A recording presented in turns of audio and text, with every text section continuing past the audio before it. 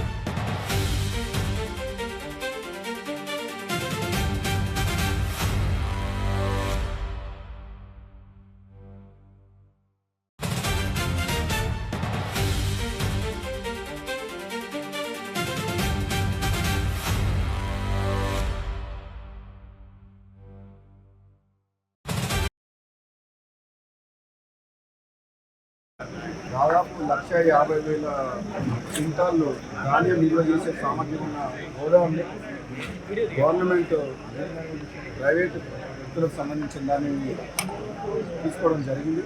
ఈ రోజు నుంచి ఇంకా ఉద్యోగం చేసి వచ్చే 10 రోజుల్లో మొత్తం ధాన్యం సేకరణ కంప్లీట్ చేయాలని చెప్పేసి అధికారులకు ఆదేశాలు ఇవ్వడం జరిగింది. గత 15 రోజులుగా నేను కంటిన్యూస్గా కలెక్టర్ గారితో, పౌర సరఫరాల కమిషనర్ మన సిపిఎన్ రవీంద్ర గారితో, అడిషనల్ కలెక్టర్ గారితో, డిప్యూటీ డిఎం గారితో నేను రెగ్యులర్గా మాట్లాడుతున్నాను. కొంచెం ఈ గోడౌన్లని ఐడెంటిఫై చేయడము లేట్ అవ్వడం వల్ల ఆలస్యం జరిగినమాట వాస్తవం. జనరల్గా మామూలుగా 1,50,000 క్వింటాల దిగుబడి వచ్చే చౌటుప్పల్ మండలంలో ఈసారి డబుల్ కెపాసిటీ 3 లక్షల క్వింటాల ధాన్యం